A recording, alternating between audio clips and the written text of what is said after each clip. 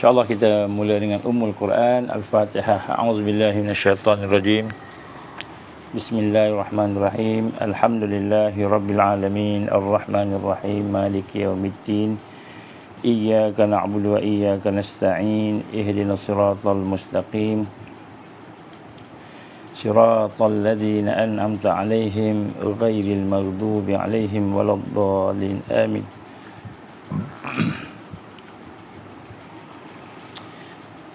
A'udzubillahi samil 'alim minasyaitonir rajim. Bismillahirrahmanirrahim. Innal hamdalillah nahmaduhu wa nasta'inuhu wa nastahdi wa nastaghfiruh wa na'udzu billahi min shururi anfusina wa min sayyiati a'malina. May yahdihillahu fala mudhillalah wa may yudlil fala hadiyalah. Asyhadu an la ilaha illallah wahdahu la syarikalah wa asyhadu anna Muhammadan 'abduhu wa rasuluh. Qala rabbi shrah li sadri wa yassir li amri wa hlul 'uqdatam min lisani yafqahu qawli. Rabbi zidni 'ilman amma ba'd. Assalamualaikum warahmatullahi wabarakatuh. Alhamdulillah, pertama-tama kita bersyukur pada Allah diberikan kesempatan pada malam ini untuk berkumpul bersama-sama. Alhamdulillah, setelah siang tadi tak dapat kita bertemu, dan insya-Allah mudah-mudahan pertemuan kita pada malam ini akan memberikan sikit sebanyak kekuatan kepada kita dalam rangka untuk kita mempersiapkan diri kita untuk berdepan dengan bencana-bencana yang Allah akan datangkan, dan dalam usaha kita untuk mempersiapkan diri kita menghadap Allah untuk mendapatkan redha Allah Subhanahu Wa Taala. Marilah sama-sama kita mulakan dengan kita membacakan syahadah. Kita mentajdidkan syahadah. Kalimah syahadah itu, supaya mudah-mudahan kalimah syahadah itu akan memberi peringatan kepada kita untuk kita sama-sama menghidupkan diri kita ini dengan suasana yang bersih daripada syirik, bersih daripada perkara-perkara yang dosa. Kita minta Allah jauhkan kita daripada dosa, daripada maksiat, daripada mungkar. Kemudian kita minta Allah SWT hidupkan kita bersama dengan Islam dan perjuangan Islam, dan juga bersama-sama dengan iman, Islam dan ihsan, untuk kita sama-sama memperbaiki diri kita.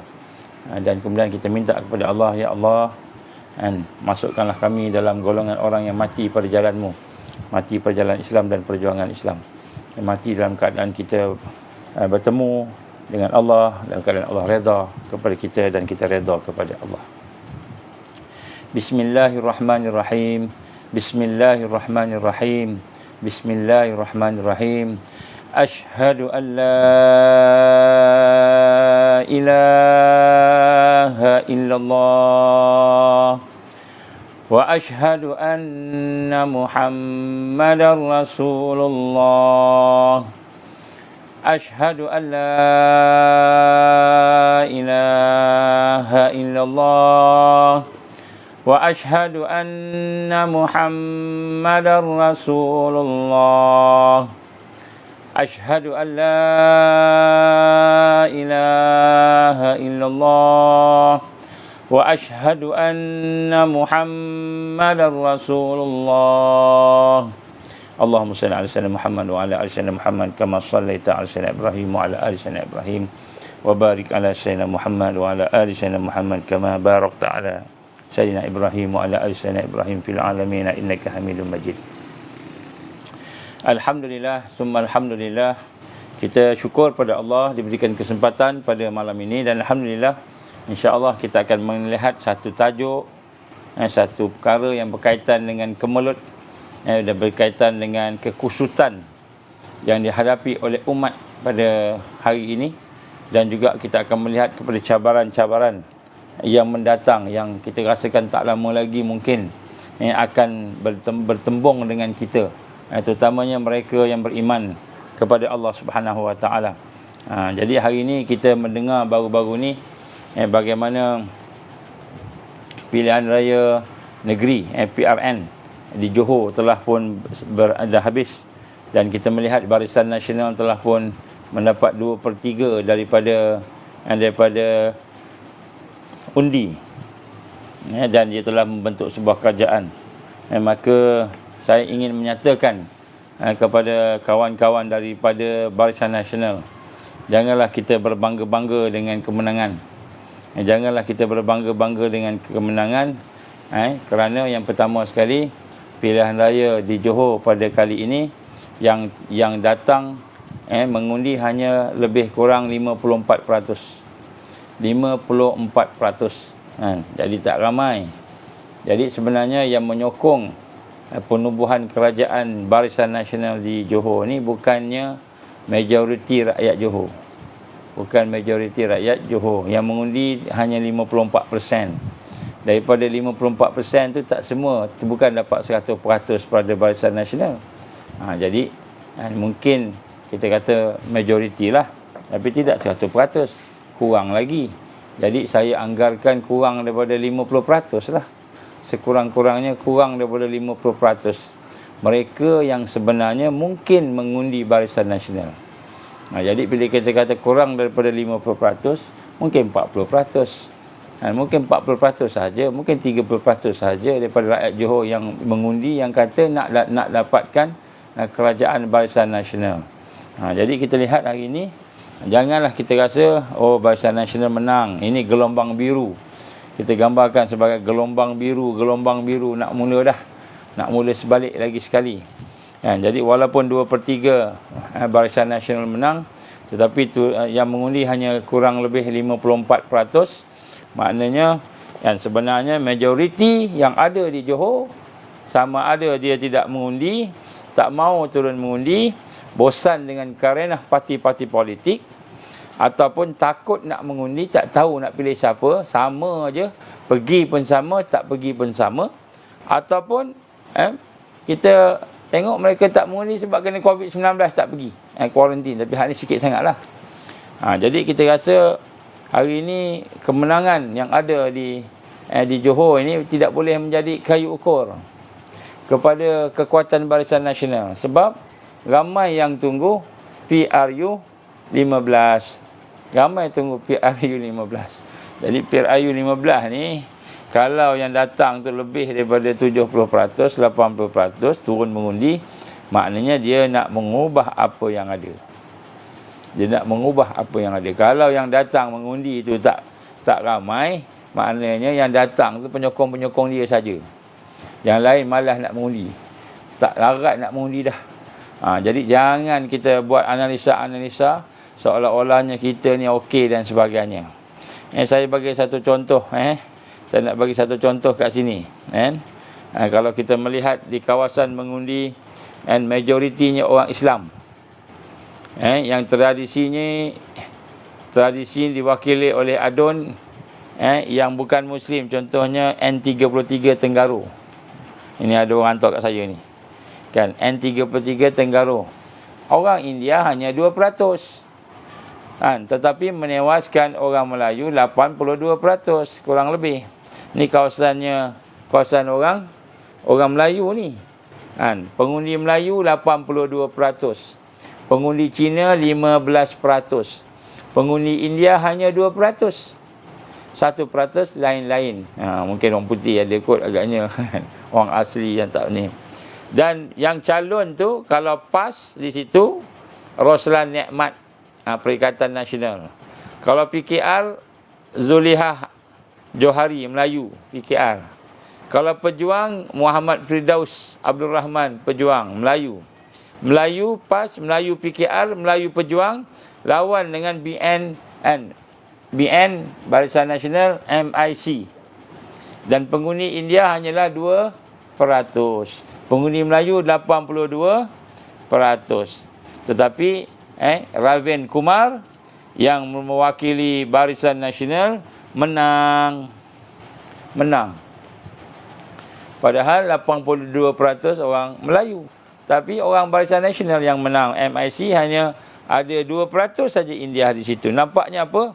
Nampaknya ini bukan suatu yang kita kata memang orang situ nak dia jadi ketua, bukan. Bukan orang tu nak berketua, tapi kan kita yang jelas 2% India dapat tewaskan 82% Melayu. 82% Muslim. Kita katakan macam itulah kan. Jadi ini satu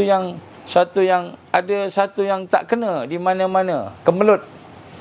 Kemelut dah lah yang turun mengundi 54%. Maknanya 54% ni kan, cukup aja 50% lebih sikit, dan kemudian menang 2/3 pun, menang 2/3 pun daripada 54% tu tak semua yang undi Barisan Nasional. Maknanya dia kurang daripada 50%. Kurang daripada 50%. Tak tahulah 40 berapa peratus ke 30% agaknya. Kan, ataupun 30% lebih lah mungkin, ataupun 30% lebih lah kan. Jadi 30% daripada 54% kan. Jadi bukan menggambarkan kekuatan Barisan Nasional. Jangan masih berangan-angan kami kuat. Dulu masa ada Muafakat Nasional MN kan, masa tu mengerikan. UMNO PAS bergabung kan, maknanya Barisan Nasional bergabung dengan PAS, Muafakat Nasional kan, yang mana dia boleh pergi kepada keseluruhan negara ni. Dia jadi kuat lah sikit. Sekarang ni MN dah tak ada dah, dipecahkan kan. MN dah dipecahkan jadi PN kan, yang menang hanya 1-2 kerusi aja. Jadi nak sebut kat sini kan, kita nampak umat hari ni dipecah-pecahkan, ditipu lagi sekali. Kita ditipu lagi sekali. Tapi nak sebut kat sini, bagi yang menang jangan confident akan terpilih PRU15. Bagi yang kalah pula jangan rasa bahawa PRU15 ni kan, mereka boleh menang dengan senang pula kan. Belum tahu. Jadi sebab itulah apa yang saya nak bincangkan pada malam ini ialah umat kita ni sedang dilanda dengan masalah, sedang dilanda dengan serangan-serangan kemelut. Jadi apa yang kita maksudkan dengan kemelut ni? Kemelut ini adalah suasana genting, suasana kritikal, suasana bahaya yang meliputi ekonomi, politik, sosial budaya, sehinggalah kepada bangsa dan agama, sehinggalah kepada sultan-sultan.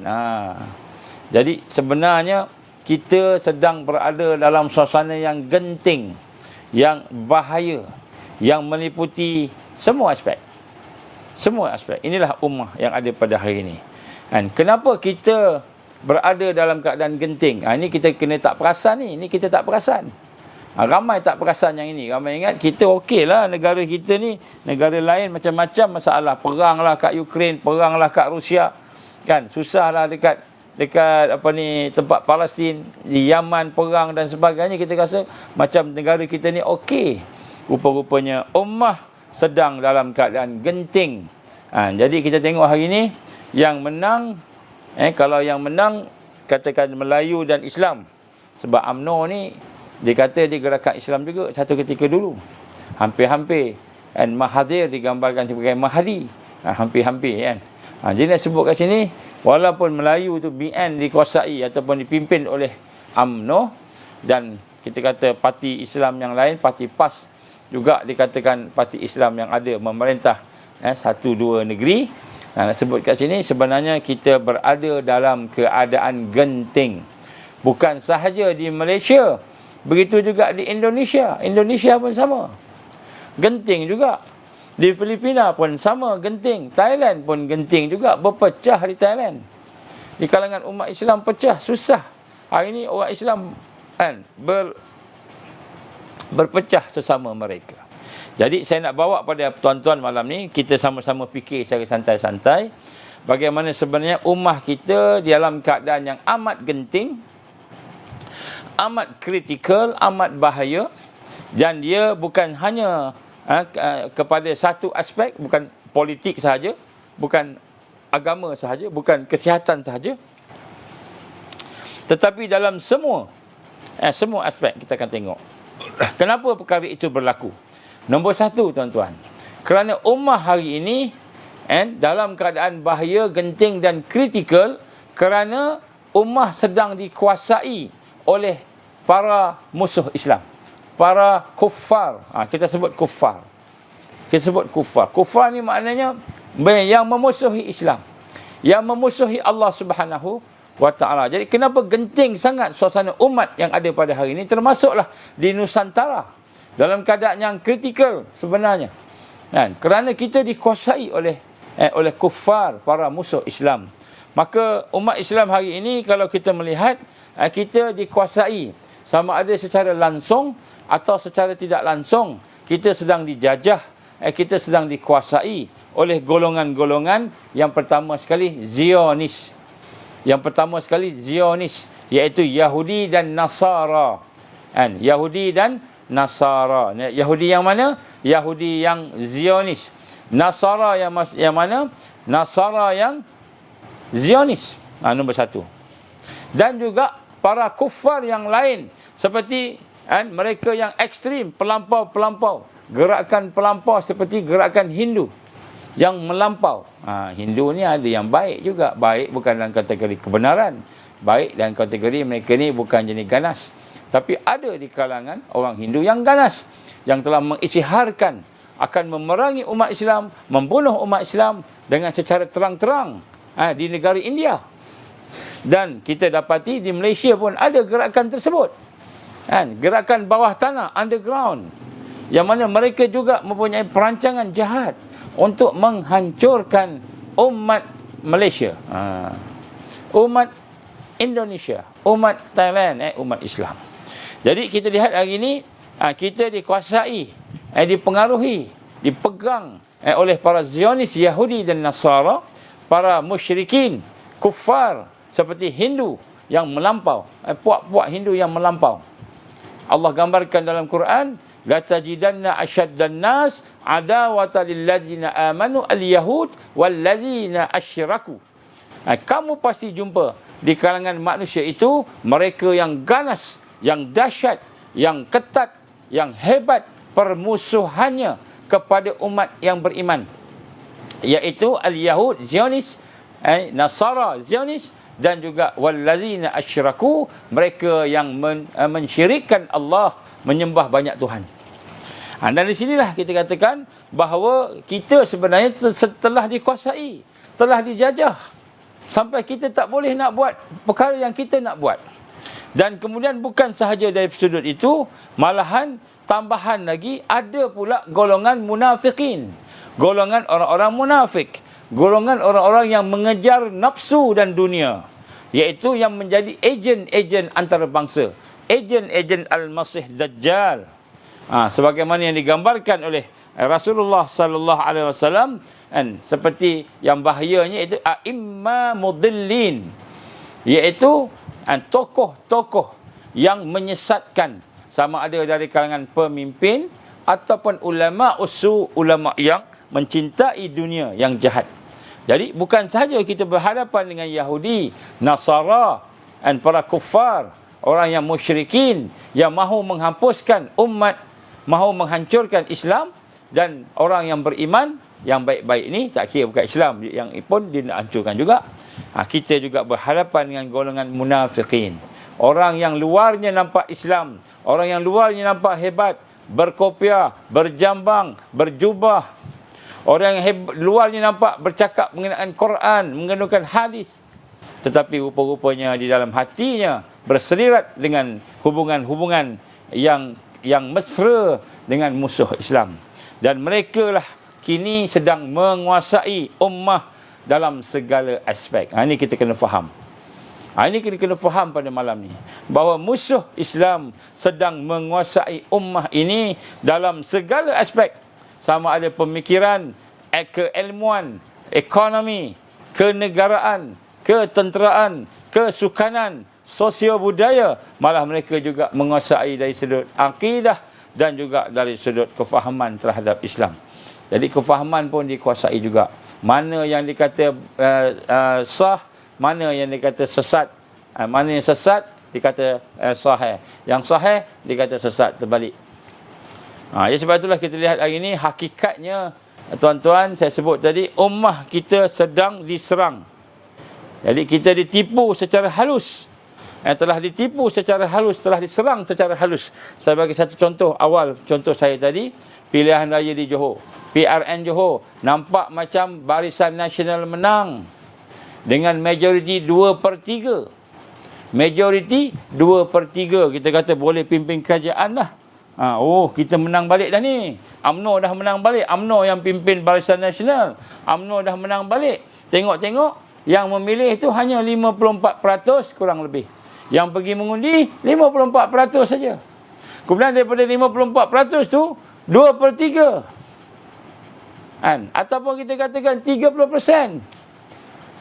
Paling-paling pun 40%. Paling-paling lah 40% daripada yang mengundi.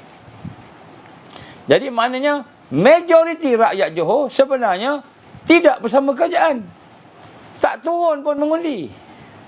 Sama ada bosan dengan kerenah politik yang hanya memikirkan kuasa mereka, yang hanya memikirkan apa yang aku boleh buat, apa yang aku boleh dapat, ataupun mereka dah bosan dengan politik dan tak mau fikir dah, biarlah macam itu. Ataupun mereka tunggu PRU15. PRU15 besok, tunggulah kau BN, tunggulah kau UMNO, tunggulah kau PAS, tunggulah kau parti-parti pejuang Melayu, habis Melayu semua disapunya. Habis. Jadi hakikatnya kita ni tertipu, diserang secara halus, kita tak perasan. Kita ingat kita okey dah, itu pun berpecah dah. YB Khairuddin Takiri, saya kawan saya, sama kat UIA dulu. Saya dengar dia keluar PAS pula, dah jadi MP bebas pula. Saya pun tak tahu apa sebab yang sebenar. Tapi saya nak gambarkan perpecahan lagi. Bertambah lagi berpecah. Bertambah lagi berpecah. YB Najib pun keluar dah. YB Najib ni dulu yang menang di MUA pun dah tak sama PAS.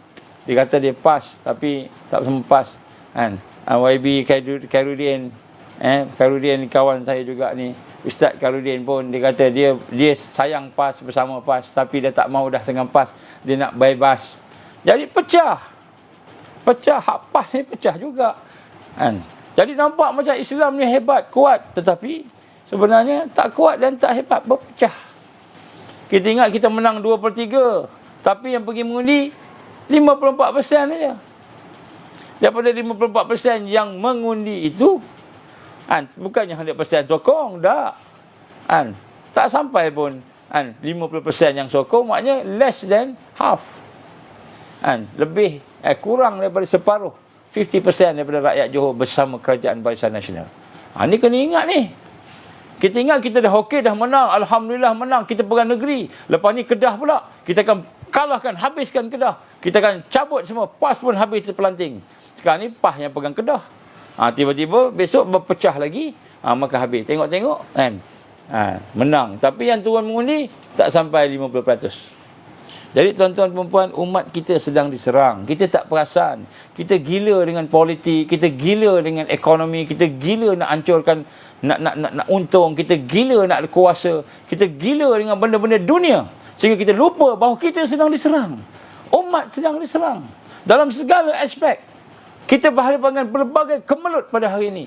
Tapi semuanya ditutup dengan senyuman-senyuman, kata-kata yang seperti hebat, pujian-pujian. Dah kalah pun masih puji lagi.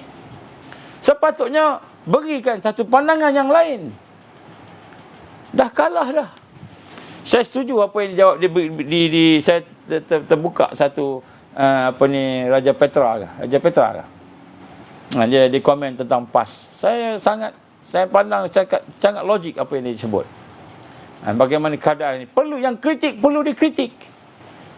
Yang baik perlu disokong.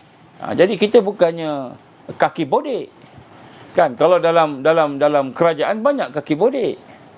Kita nak duduk di dalam masyarakat, nak membina negara, kita tak boleh meletakkan pemimpin kita di atas daripada kebenaran Allah. Kalau pemimpin tak benar, kena cakap. Tegur secara terhormat. Jangan skandalkan dia. Tegur secara terhormat. Beritahu dengan dia. Pelan-pelan. Bisik-bisik. Tuan, YB, Datuk Seri, Tan Sri. Kita ni sebenarnya duduk dalam mungkar. Bersama dengan kepimpinan yang munafik. Kenapa kita bersama dengan kepimpinan munafik? Sehingga kita menggadaikan prinsip-prinsip perjuangan yang asas. Yang asal. Yang sebelum ini kita perjuangkan. Ada yang mati syahid kerana memperjuangkan prinsip Islam. Al-Ustaz Ibrahim Libya di Kedah, kan, dan sahabat-sahabatnya. Begitu juga yang ditangkap, dimasukkan dalam ISA, yang dimasukkan dalam penjara, ada yang sakit, ada yang meninggal dunia. Sebelum ni berlaku di Felda Lubuk Merbau, pergaduhan Melayu dengan Melayu, UMNO dengan PAS bergaduh bertumbuk sampai tercabut gigi-gigi. Kawan saya daripada Lubuk Merbau pada masa itu, pada tahun tersebut, menyatakan dia orang situ, orang Felda tu, dia tengok atas jalan raya penuh dengan gigi-gigi orang yang bergaduh ni. Sama sendiri, satu kampung, sama Islam, sama Melayu bangsa. Yang satu PAS, yang satu UMNO, gaduh tumbuk. Kemudian dah elok bersatu dah. Tiba-tiba ada pula gangguan. Hanya kerana nak menguasai beberapa, nak berkuasa dengan beberapa posisi, kita rasa itulah lebih besar daripada prinsip-prinsip yang kita perjuangkan, sehingga menjadi syaitan bisu di dalam kerajaan. Tuan-tuan rahmati Allah Ta'ala, kita sedang diserang, kita tak perasan, kita telah ditipu hidup secara halus oleh mereka. Jadi ummah sedang diserang. Ummah kini sedang diserang secara fizikal. Kalau di luar negara, kita melihat umat Islam dihalau dari tanah air mereka, dihalang daripada berfikir, beramal, dihalang daripada beramal dengan amalan agama Islam. Di luar negara mereka dicerca, dihina, dilabelkan dengan pelbagai label yang jahat, yang buruk. Sesungguhnya inilah apa yang digambarkan oleh Allah Subhanahu Wa Taala. Sementara itu di negara-negara Nusantara, di tempat kita ni, di Malaysia, di Indonesia, di Filipina, Thailand, Brunei, Singapura, kita ditipu melalui golongan-golongan yang berkepentingan dari kalangan munafikin, dari kalangan a'immah mudhillin, tokoh-tokoh yang menyesatkan, yang lebih dikhawatiri oleh Rasulullah sallallahu alaihi wasallam daripada Al-Masih Dajjal. Yang mana dengan sebab tipu daya mereka menyebabkan umat hari ini berjinak-jinak dengan musuh. Kita tengok musuh sebagai kawan. Kita tengok kawan, orang beriman, saudara. Allah gambarkan dalam Quran, innamal mu'minuna ikhwah. Sesungguhnya orang beriman itu bersaudara. Kita tengok orang beriman, kita nampak ni musuh. Kita tengok orang yang bertakwa, kita nampak ini musuh. Kita tengok orang yang menyembah Allah, kita kata ini musuh. Tetapi kita melihat orang yang memusuhi Islam, orang yang kafir yang musuh Islam. Kalau kafir tak musuh Islam itu tak apa. Ini yang memang musuh Islam, mereka telah jadikan sebagai kawan-kawan, sehingga akhirnya orang-orang Islam tertipu dan termasuk dalam perancangan, perangkap jahat mereka atas nama siasah politik, atas nama siasah NGO. Orang Islam duduk di bawah telunjuk Yahudi, Nasara dan juga munafikin. Jadi kita nak tengok hari ini Allah gambarkan dalam surah Mumtahanah, a'udzubillahi minasyaitonirrajim. Ayat ni panjang, saya baca sebahagian daripada ayatnya. Apa firman Allah? Bismillahirrahmanirrahim. Ya ayyuhalladzina amanu la tattakhizu aduwi wa aduwakum awliya tulquna ilaihim bil mawaddah wa qad kafaru bima ja'akum minal haqq. Ila akhir ayat. Ini ayat Mumtahanah ayat 1. Panjang ayatnya, saya bacakan sebahagian. Apa firman Allah ini? Wahai orang-orang yang beriman, ya ayyuhalladzina amanu, wahai orang yang yakin dengan Allah, yang yakin dengan syurga dan neraka, yang yakin dengan apa sahaja yang ada dalam Islam, janganlah kamu mengambil musuhku, musuh Allah, dan musuh kamu menjadi kawan rapat, menjadi teman rapat, dengan cara kamu sampaikan kepada mereka berita-berita rahsia orang-orang beriman, dengan sebab hubungan baik dan kasih mesra yang ada di antara kamu dengan mereka. Jadi Allah perintah, jangan jadikan musuh itu kawan rapat, jangan jadikan musuh itu orang yang kita boleh bermesra-mesra, boleh berkawan baik, dan kemudian kita sampaikan pula maklumat-maklumat rahsia orang beriman tadi kepada mereka. sedangkan mereka telah kufur, sedangkan mereka telah engkar terhadap kebenaran Islam yang sampai kepada kamu. Mereka pula telah mengeluarkan Rasulullah sallallahu alaihi wasallam dan juga mengeluarkan kamu disebabkan kamu beriman kepada Allah Tuhan kamu. Janganlah berbuat demikian. Jika betul kamu keluar untuk berjuang berjihad pada jalanku, jalan Allah, dan untuk mencari keredaan aku, keredaan Allah Subhanahu wa taala. Jadi kalau kita berkawan baik, berteman rapat, bermesra-mesra dengan musuh Islam, Allah larang bermesra-mesra. Allah larang berbaik-baik dengan musuh-musuh Islam. Dan kemudian apa lagi, kita menyampaikan pula rahsia, kerana mereka ini telah menghalau Rasulullah sallallahu alaihi wasallam dan telah menghalau kamu daripada negara kamu. Kalau dulu di Mekah, di Mekah. Dan tidak ada sebarang faedah kamu mengadakan hubungan kasih mesra. Tak boleh nak berkasih sayang dengan orang-orang yang musuh Islam ni, tak boleh. Mengadakan kasih mesra dengan mereka secara rahsia. Secara rahsia lagi tak boleh. Depan tengok baik, saya mendukung Islam, saya mendukung Islam, saya mendukung umat, saya menjadi orang yang akan prihatin kepada rakyat, sekian. Saya mendukung Islam, saya mendukung raja-raja dan sebagainya, pendukung Islam contoh. Tetapi di belakang secara rahsia kita mengadakan hubungan pula dengan musuh-musuh Islam. Allah larang. Allah larang. Tak boleh. Sedangkan aku, iaitu Allah, amat mengetahui akan apa yang kamu rahsiakan dan apa yang kamu zahirkan. Dan ingatlah, siapa di antara kamu yang melakukan demikian, bermesra, berkawan baik, berteman rapat dengan musuh-musuh Islam tadi, maka sesungguhnya sesatlah ia dari jalan yang benar.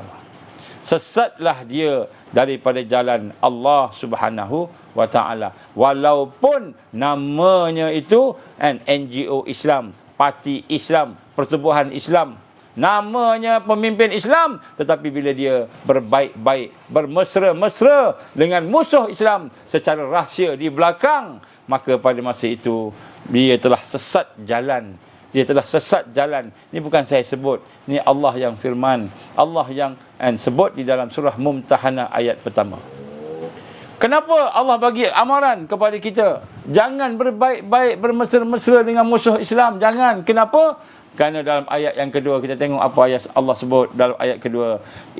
Yasqafukum yakunu lakum a'daan wa yabsutu ilaikum aydiyahum wa alsinatahum bis-su'i wa waddu law takfurun. Sadaqallahu alazim. Jika mereka dapat menguasai kamu, ni musuh. Ingat ni, sebenarnya world order sedang nak menguasai secara total. World order nak menguasai secara total. Maknanya new world order ni, world order nombor 3. Dia nak menguasai seluruh dunia secara total, termasuklah negara kita. Dengan akta-aktanya yang mereka buat, dengan serangan biologi yang mereka buat, dengan serangan chemical yang mereka buat, semua perkara yang mereka lakukan untuk menguasai. Apa kata Allah berfirman di sini?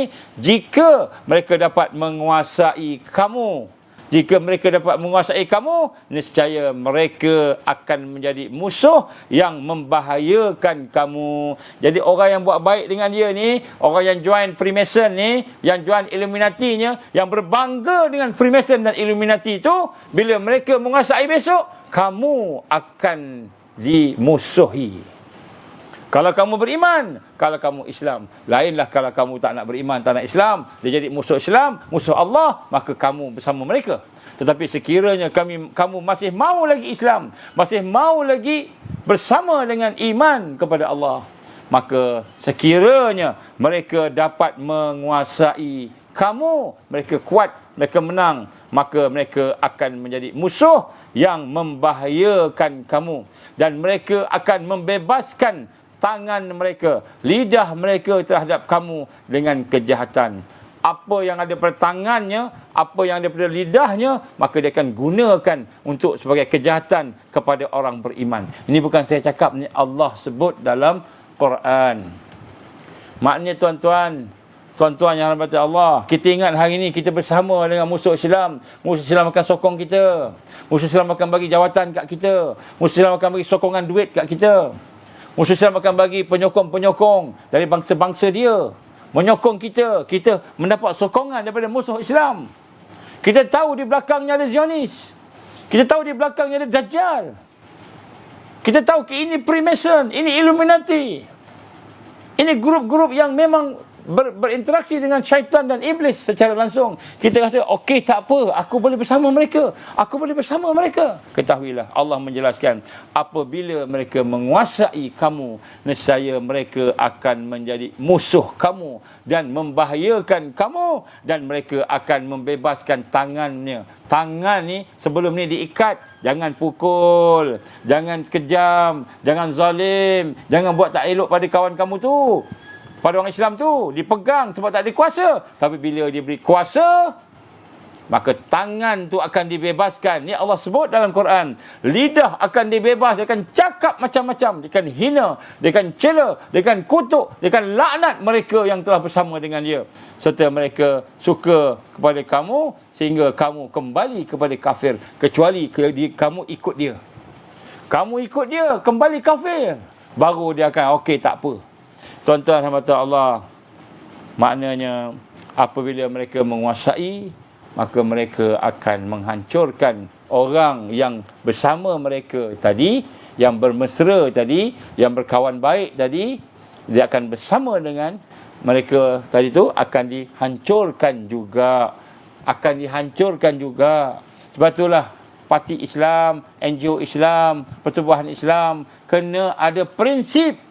Tak boleh ikut arus, tak boleh ikut perancangan mereka. Mereka plan kita masuk dalam kumpulan dia.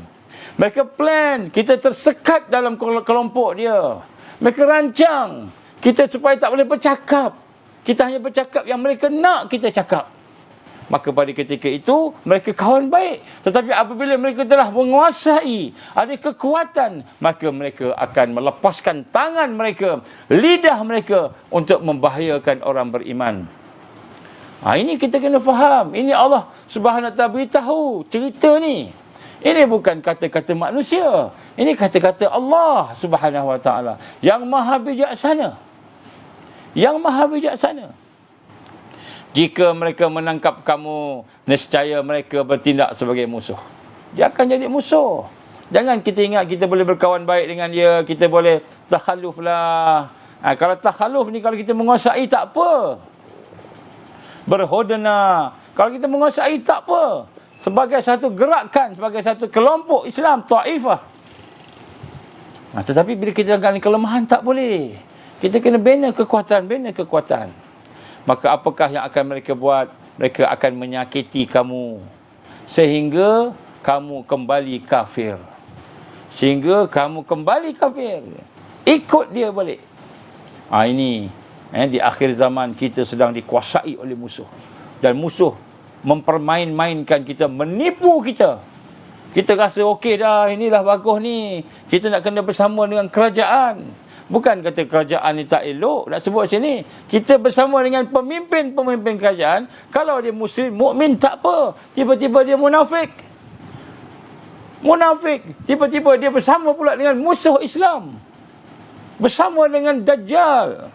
Globalis, international. Bersama dalam keadaan nak menguasai umat Islam hari ini. Orang-orang cakap kebenaran dihalang. Ditangkap. Diseksa. Mungkin akan dibunuh. Maka mereka akan mengkhianati umat Islam. Sebab itulah, jangan tinggalkan mukmin. Walau lemah macam mana pun, jangan tinggalkan saudara-saudara kita yang ikhlas dalam agama. Jangan tinggalkan mereka. Jangan pandang remeh, pandang lekeh mereka yang beriman pada Allah. Kerana mereka yang beriman kepada Allah akan dibantu oleh Allah. Ini Allah sebut dalam suratul Mumtahanah. satu surah yang penting untuk kita melihat bagaimana tipu daya muslihat musuh Islam yang benar-benar mahu menghancurkan umat. Kita ingat kita dah menang dah. 2/3 kita menang kat Johor. Rupa-rupanya yang sokong tak sampai pun 30% rakyat Johor. Tak sampai pun 30% rakyat Johor. Sebab yang mengundi 54% saja. Dia pula dapat 2/3, bukan dapat 100%. Oh, kita dah menang kat Melaka. Melaka kita pun majoriti juga.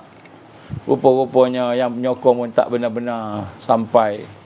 Kan, majoriti. Tuan-tuan, puan-puan rahmati Allah Ta'ala, kita kena berhati-hati. Ini saya sebut pada diri saya, pada diri tuan-tuan sekalian. Untuk parti UMNO yang mendukung perjuangan Melayu.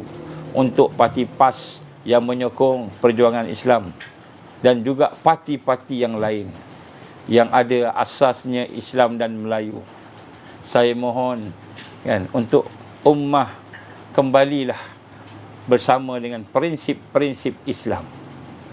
Jangan ikut arus hanya kerana jawatan-jawatan yang kita sangkakan akan memberi kekuatan kepada ummah, tetapi hanyalah merupakan logo-logo, lambang-lambang kosong yang tak boleh buat apa-apa. Kalau ummah dulu mengadu, kita boleh sampaikan pengaduan rakyat ke parlimen. Kita boleh sampaikan pengaduan rakyat ke Dewan Undangan Negeri, DUN. Boleh sampaikan. Sekarang nak sampai kita kena fikirkan, yang ini rakyat cakap, yang itu kerajaan cakap. Kita dah bersama kerajaan, kita kena jaga kerajaan, bukan jaga rakyat. Bila kita nak jaga kerajaan, kalau kerajaan betul, alhamdulillah.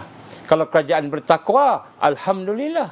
Kalau kerajaan beriman, alhamdulillah. Tapi kalau ada masalah di situ, kalau ada kemungkaran di situ, kalau ada kemaksiatan di situ, adakah kita akan memelihara kemaksiatan, kemungkaran yang ada pada kerajaan? Kita kena tegur. Kalau dulu tegur. Kalau dulu kita bangkit di kerusi, lawan, cakap, bangkang benda yang salah. Hari ini kita menjadi pendukung mereka.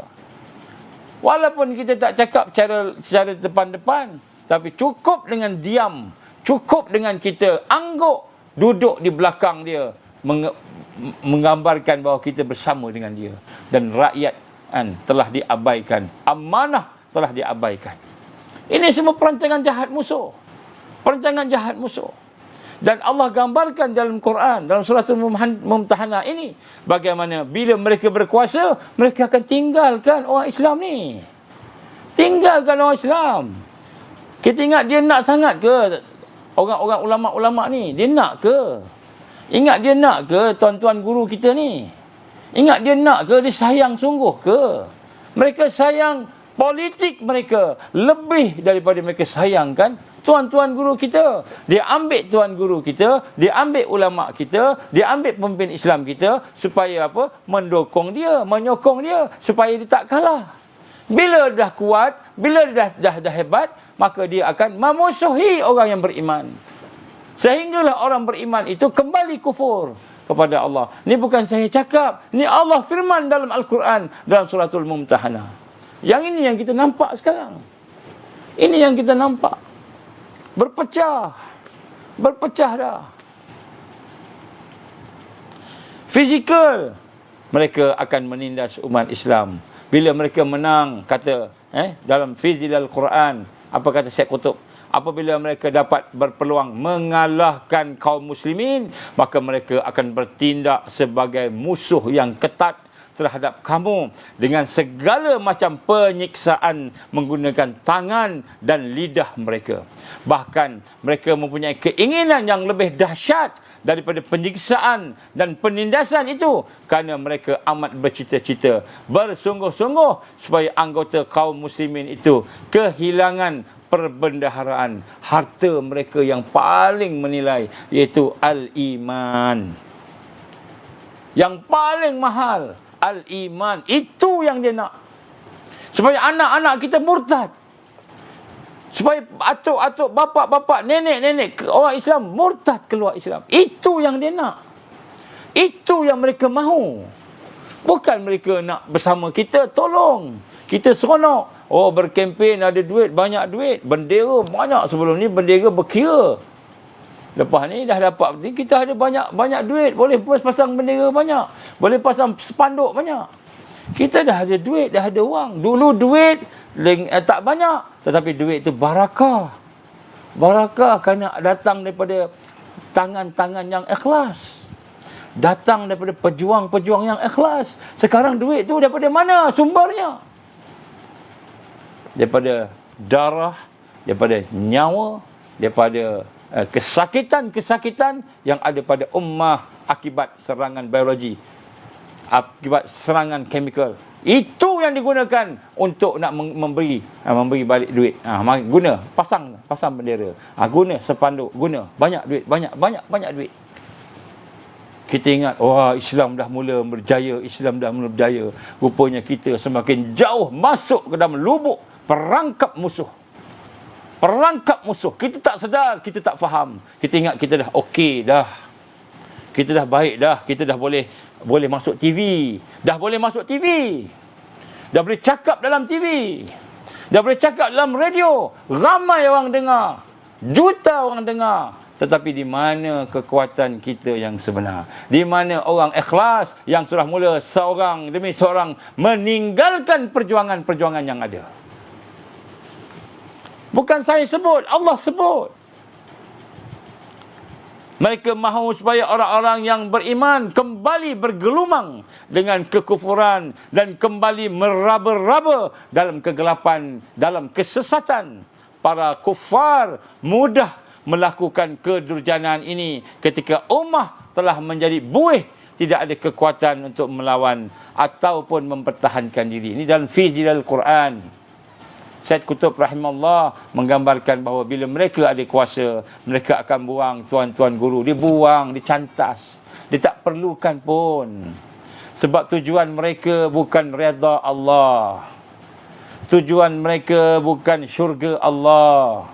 Tujuan mereka bukan al-Islam. Hanya kata-kata manis sahaja. Maka kita buang orang Islam yang nak berjuang. Buang mereka. Tinggalkan mereka. Biarlah mereka. Mereka ni tak ada apa-apa. Sedangkan mereka yang ditinggalkan itulah orang yang ikhlas. Orang yang ikhlas. Yang pertama tuan-tuan, kenapa kita genting? Kerana kita dikuasai oleh musuh.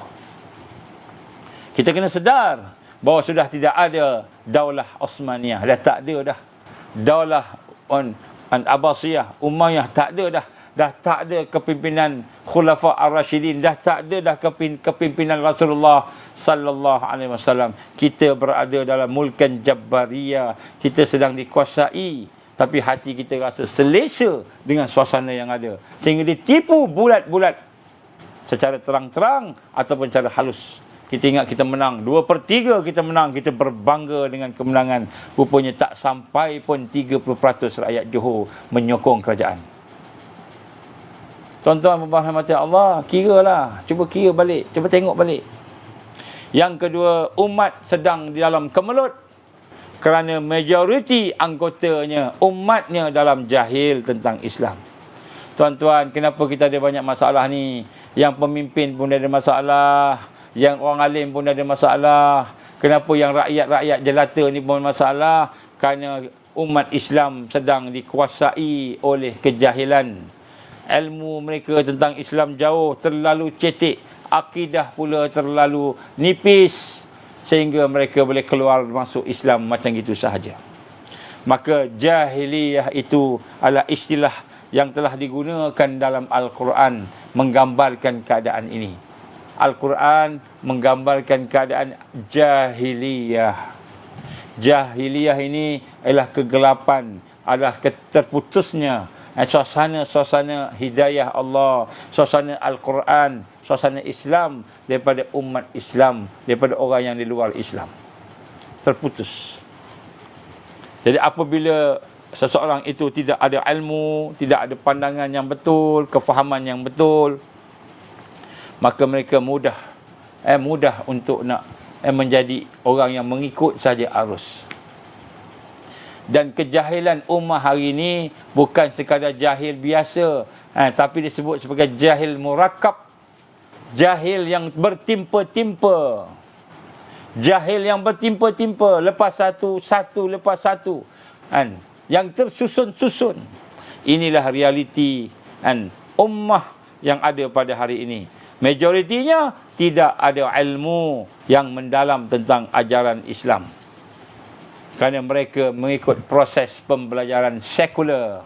Mereka duduk dalam pembelajaran liberal. Mereka duduk dalam pembelajaran plural. Kan? Mereka mengambil Islam sekadarnya sahaja. Sedangkan Allah gambarkan, jangan campur aduk dengan agama kamu, dalam Islam kamu, dalam hidup kamu.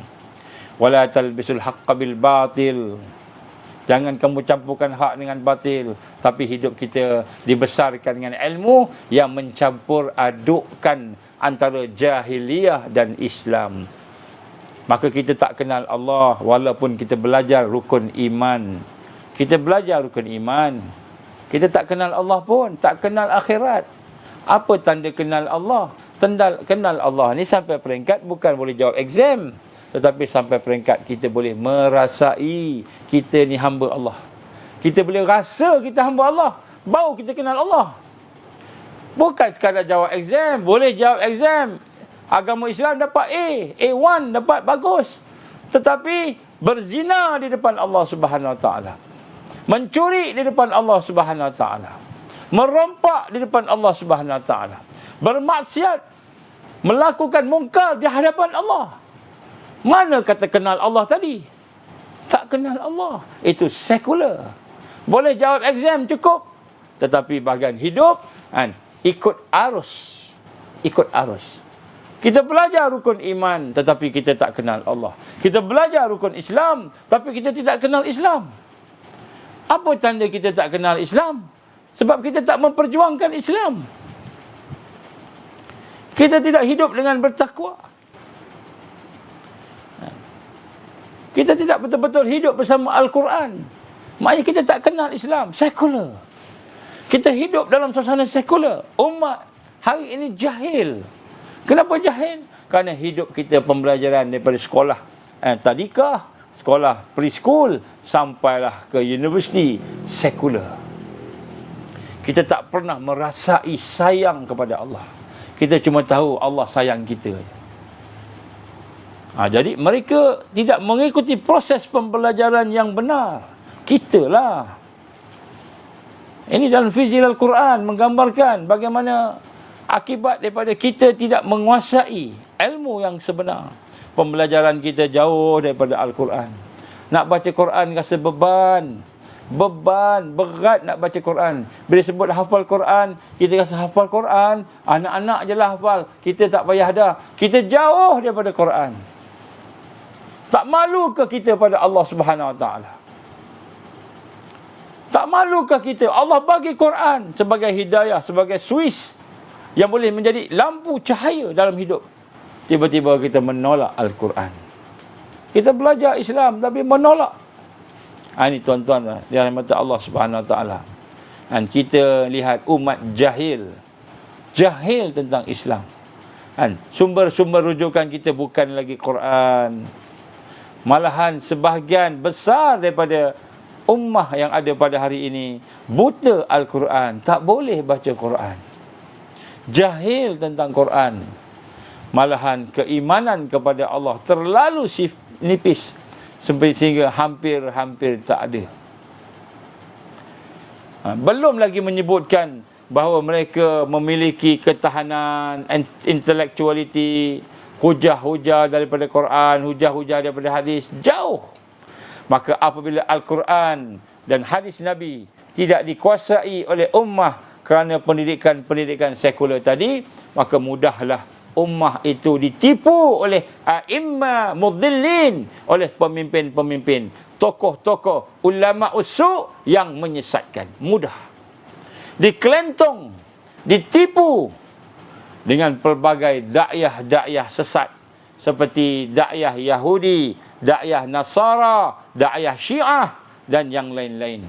Hari ini dia ada satu baru, dipanggil apa?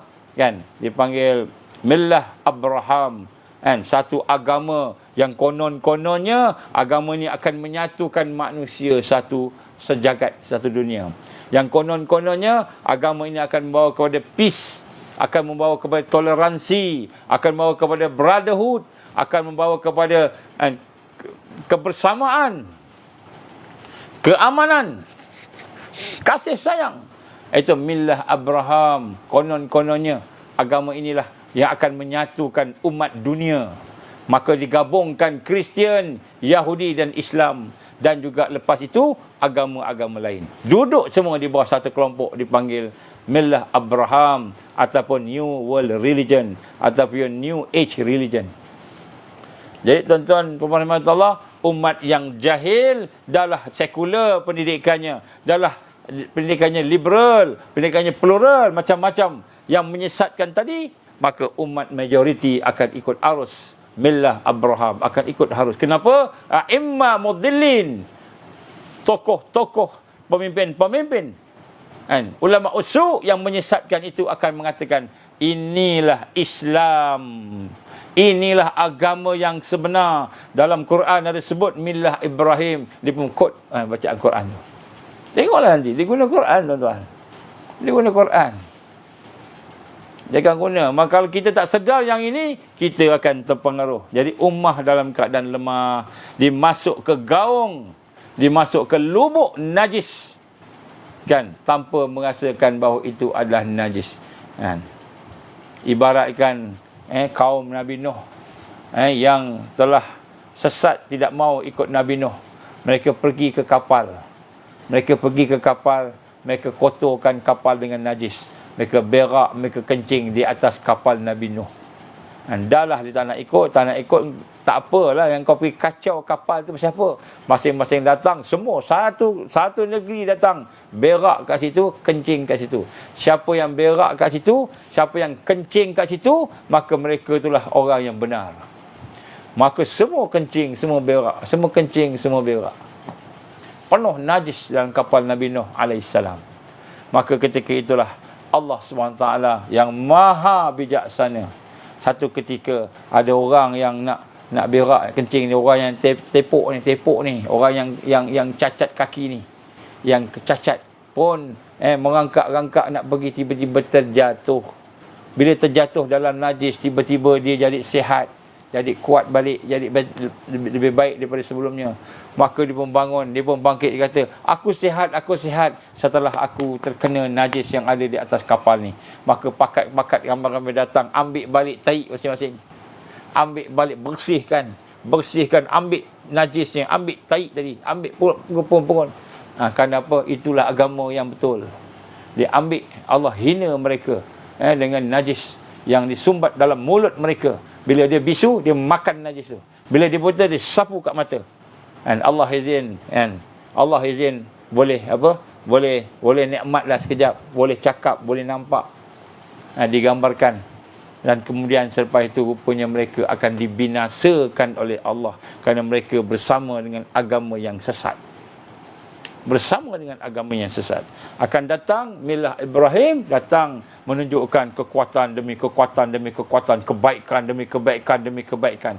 Akhirnya mereka akan ditimpulkan dengan bala yang besar. Tetapi umat Islam akan ikut, follow. Millah Ibrahim ni bagus, ini agama penyatuan. Menangis macam mana ketika Perhimpunan Muafakat Nasional, UMNO dan PAS, apabila menyanyikan lagu UMNO, apabila orang PAS nyanyikan lagu UMNO, apabila orang UMNO menyanyikan lagu PAS, bersatu adik-beradik, berpeluk, menangis. Inilah yang kami tunggu sebelum ini. PAS dan UMNO bersatu, berpeluk semua.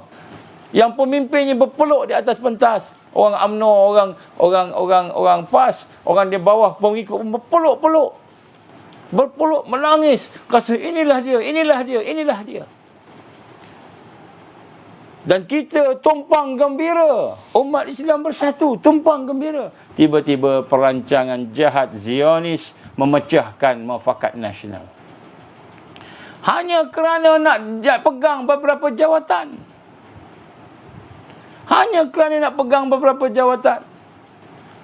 Kita tengok besok orang kan kita tengok berpeluk lagi. Antara orang Kristian dengan orang Islam berpeluk.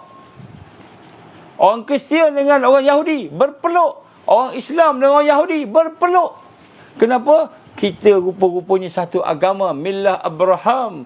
Millah Abraham. Maka semua berpeluk menangis-nangis. Sedangkan itu sesat.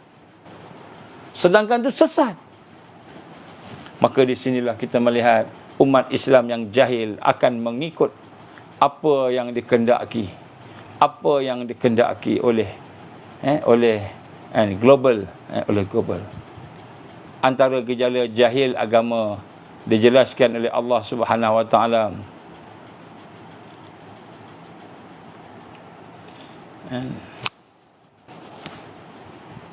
Dan segolongan lagi telah dicemaskan oleh diri mereka sendiri.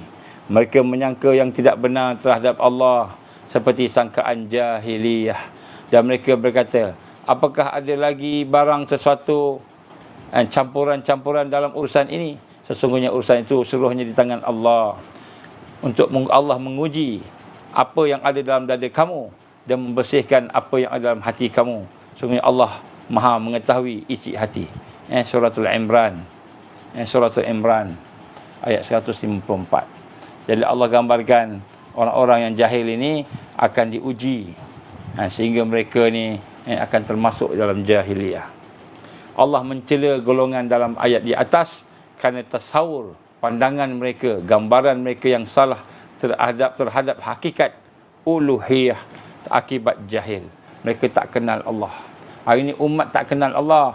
Tahu tak rukun iman? Boleh baca rukun iman. Tahu tak rukun Islam? Boleh baca rukun Islam. Tapi kenal Allah tak? Tak kenal Allah. Kenal Islam? Tak kenal Islam. Yang dia tahu teori yang boleh jawab exam saja. Boleh jawab exam, boleh jawab peperiksaan. Tapi bila menghayati dalam kehidupan, jauh. Bila millah Abraham datang besok, mereka ambil. Mereka rebut. Mereka menangis bersama musuh-musuh. Yang Kristian menangis, yang Islam menangis, berpeluk. Rupa-rupanya kita ni saudara, kita ni sama dulu. Nabi kita ni Ibrahim, nama kita ni Ibrahim. Sedangkan Allah gambarkan mereka bukan agama Ibrahim. Mereka kafir dalam Quran. Mereka kafir. Allah mengkafirkan mereka. Tapi kita kata inilah dia untuk tujuan penyatuan, untuk tujuan supaya kita ni boleh bersama-sama berkasih sayang menghidupkan dunia yang lebih baik. Maka hendaklah kita berkasih sayang bersama-sama dengan agama-agama Ibrahim. Sebenarnya kita semua ni menyembah Allah yang satu, dia kata. Maka umat yang jahil akan ikut. Maka sesatlah majoriti umat. Tambahan lagi adanya pula perkara-perkara yang digambarkan sebagai ulama ulama jahat. Ini ulama cintakan dunia. Dan juga ada di kalangan kita pemimpin yang menyesatkan, a'imma mudhillin, pemimpin-pemimpin yang menyesatkan. Tuan-tuan puan-puan Allah Ta'ala, saya nak sebut sikit lagi. Saya nak sebut tentang apa, saya kumpulkan beberapa kata-kata para ulama kita yang menjelaskan tentang cabaran hari ini dan yang akan mendatang. Cabaran yang dijangka, yang telah dilihat berdasarkan pengetahuan-pengetahuan kita dengan ulama-ulama yang sebelum kita, telah menjelaskan senario punca segala perkara-perkara tadi. Antaranya dia kata sini, saya ingin menjelaskan kepada kamu bahawa apabila kamu telah dikenali, dakwah kamu telah dikenali, kamu dikenali sebagai orang beriman, kamu orang bertakwa, kamu berhajat kepada Islam, maka bertiba masanya mereka mengenal siapa dia muslim, mukmin, orang musuh Islam tadi, maka kamu akan berhadapan dengan tentangan dan musuh, dan dimusuhi dengan hebat. Kamu akan dimusuhi dengan hebat. Kamu akan berhadapan dengan pelbagai kesukaran. Jadi bila musuh menguasai, ini ayat tadi, bila musuh menguasai, kamu akan berhadapan dengan pelbagai kesukaran. Pelbagai rintangan akan menghalang jalan kamu. Pada ketika itu, barulah kamu melalui jalan para pendukung dakwah sebagaimana Rasulullah sallallahu alaihi wasallam. Bila datang ujian, datang cobaan, mungkin tangkapan, mungkin kezaliman, mungkin penganiayaan, mungkin pembunuhan, mungkin penyiksaan, maka ketika itu rintangan tersebut adalah merupakan satu yang menunjukkan kamu sedang berjalan bersama para pendukung dakwah yang dicontohkan oleh Rasulullah sallallahu alaihi wasallam. Bila kamu telah dikenali, maknanya kamu ni orang baik, orang yang musuh menguasai tadi, maka mereka akan cari. Masa itulah rintangan demi rintangan akan datang. Kemudian antara cabaran-cabaran utama pada hari ini yang saya akan ringkaskan ialah cabaran-cabarannya. Yang pertama sekali, kita dikuasai oleh musuh menguasai. Yang kedua, kejahilan umat tentang hakikat Islam, hakikat iman, hakikat ihsan, hakikat takwa. Yang ketiga, penyisihan ahli agama, orang agama yang baik-baik, yang soleh-soleh, ditutup mulut mereka, disisihkan, tak ada dalam media. Ada media disekat, dihalang dan sebagainya. Dan ulama-ulama juga. Kemudian kejahatan yang keempat, kejahatan golongan yang pembesar, al-malak. Jadi cabaran di akhir-akhir zaman ini, antaranya kemelut yang akan kita hadapi ialah kejahatan golongan-golongan al-malak, golongan pembesar, pemimpin dan pihak berkuasa yang menyesatkan. Tak semua, tapi yang menyesatkan. Tapi itulah mungkin yang menguasai. Yang kelima, kekangan-kekangan oleh pihak-pihak pemerintah dengan aktiviti-aktiviti rakyat yang sebenarnya tidak ada apa-apa, akta zalim, dengan akta-akta yang zalim seperti pindaan akta 432. Begitu juga dengan akta-akta yang lain. Yang keenam, tindakan pihak yang berkepentingan. Ada orang yang ada kepentingan, yang munafik ini menghalang kegiatan-kegiatan dakwah dan sebagainya. Jadi Allah gambarkan dalam Quran, yuriduna an yutfi'u nurallah bi afwahihim wa ya'ballahu illa an yutimma nurah walau karihal kafirun. Mereka hendak memadamkan cahaya-cahaya Allah dengan mulut mereka, sedangkan Allah tidak menghendaki melainkan dan menyempurnakan cahayanya, sekalipun orang-orang kafir tidak suka berbuat demikian. Jadi apabila kita berhadapan dengan keadaan demikian, maka kita kena faham macam mana kita mahu melakukannya. Allah berfirman dalam Al-Quran suratul Ankabut ayat 2. Ahsiban nasu an yutraku an yaqulu amanna wa hum la yuftanun. Patutkah kamu merasakan, patutkah manusia itu menyangkakan bahawa mereka akan dibiarkan dengan hanya mengatakan yaqulun amanna, kami beriman, wa hum la yuftanun, sedangkan mereka belum diuji, belum difitnah, diuji lagi. Maka tuan-tuan, maka kita lihat di sini, kita akan diuji. Mungkin sebahagian daripada mereka yang beriman akan dipenjarakan, akan ditangkap, akan dihalau, diusir, menjadi pelarian. Segala harta akan dirampas, ataupun rumah-rumah jawatan akan dipecat. Mungkin juga rumah-rumah akan digeledah. Mungkin juga ujian ini sampai tempohnya lama, tetapi itulah ujian daripada Allah Subhanahu Wa Taala. Dan sebab itulah bagi pemimpin-pemimpin yang ada pada hari ini, terutamanya orang-orang Islam, orang Melayu kita, hendaklah kita rasa jangan kita bersekongkol dengan musuh Islam. Mereka nampak baik dengan lidahnya lembut dan manis. Mereka nampak baik dengan senyuman, dengan wajahnya yang nampak seolah-olah kawan baik. Tetapi sesungguhnya mereka itu adalah musuh Allah dan musuh kepada orang beriman. Dan mereka akan menjadi musuh kita dengan tangan dan lidah mereka, membuatkan orang Islam itu berada dalam keadaan kesusahan walaupun kita sokong dia, melainkan kita wa iyazbillah min zalik, ikut agama dia, kufur kepada Allah, melawan kepada Islam, maka ketika itulah kita akan diberikan kebaikan oleh mereka. Mereka hanya akan berhenti sekiranya kita ini tidak bersama dengan kita ni bersama dengan mereka. InsyaAllah tuan-tuan, kalau ada kesempatan esok, kalau sempat esok ataupun akan datang besok, saya ada travelling, tapi kalau sempat sampai saya akan buat, ataupun lusa atau lusa tak boleh, mungkin tengoklah Khamis ke, kita akan sambung berkenaan dengan bagaimana nak mengatasi ujian dan cabaran. Apakah cadangan-cadangan para ulama kita nak berhadapan dengan mehnah kemelut yang ada ni. Kemelut yang ada ni, insya-Allah. Kita akan bincang. Kita akan tengok macam mana nak membina kekuatan. Kita wajib membina kekuatan. Kita wajib persiapkan kekuatan. Jadi insya-Allah pada kesempatan kita akan sambung. Aku li qouli hadza astaghfirullahalazim li wa lakum. Tuan-tuan dan puan, kita minta pada Allah kekuatan, istiqamah. Insya-Allah minta supaya Allah memberikan kepada kita peluang untuk bersama dengan Taifah Mansurah, bersama dengan mereka yang akan bangkit di akhir zaman, bersama-sama dengan Al-Mahdiyin, mereka yang mendapat hidayah Allah. Janganlah kita bersama dengan mereka yang bersekongkol dengan musuh Allah, musuh Islam. Kerana mereka yang bersekongkol, walau macam mana mesra pun mereka dengan musuh tadi, bila musuh itu berkuasa, mempunyai kuasa, maka musuh itu akan menghancurkan orang yang bersekongkol dengan dia.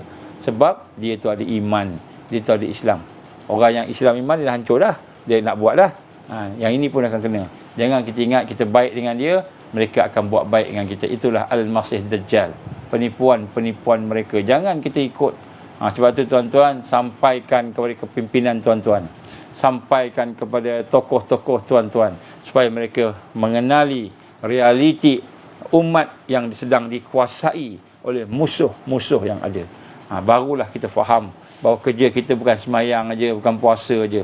Kerja kita rupa-rupanya ialah membina kekuatan ummah, membina kebangkitan. Itu kerja yang hakiki, sehinggalah tertegaknya agama Allah di atas muka bumi ini, hatta sehinggalah Islam tidak lagi jadi fitnah, tidak difitnahkan, insya-Allah. A'udzubillahi minasyaitonirrajim. Bismillahirrahmanirrahim. Alhamdulillahirabbil alamin. Wassalatu wassalamu ala asyrafil anbiya'i wal mursalin wa ala alihi wa sahbihi ajma'in. Allahumma innaka ta'lamu anna hadhihi al-qulub qad istammat ala mahabbatik wa taqat ala ta'atik wa tawahadat ala da'watik wa ta'ahadat ala nusrati syari'atik. Wa asikillahumma rabitataha wa adimuddaha wa ahdiha subulaha واملأها بنورك الذي لا يخبو واشرح صدورها بفيض الإيمان بك وجميل التوكل عليك وأهيها بمعرفتك وأمتها على شهادة في سبيلك يا الله إنك نعم المولى ونعم النصير.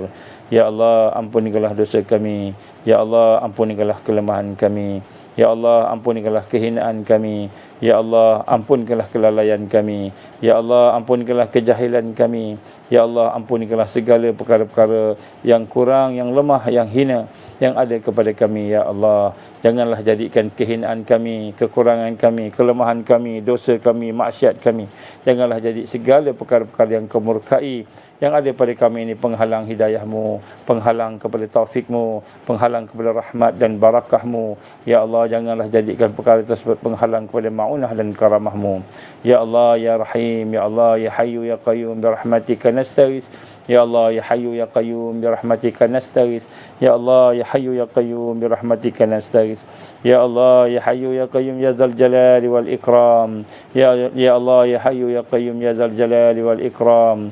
Ya Allah, ya Hayyu, ya Qayyum, ya Dzal Jalali wal Ikram. La ilaha illa anta Allah al-wahid al-ahad as-samad alladhi lam yalid wa lam yulad wa lam yakul lahu kufuwan ahad. Allahumma ja'alna minal mu'minina haqqan. Allahumma ja'alna minal muttaqina haqqan. Allahumma ja'alna minal muhsinina haqqan. Allahumma ja'alna minal muqarrabin. Allahumma ja'alna minal wasilin. Allahumma ja'alna minal arifin.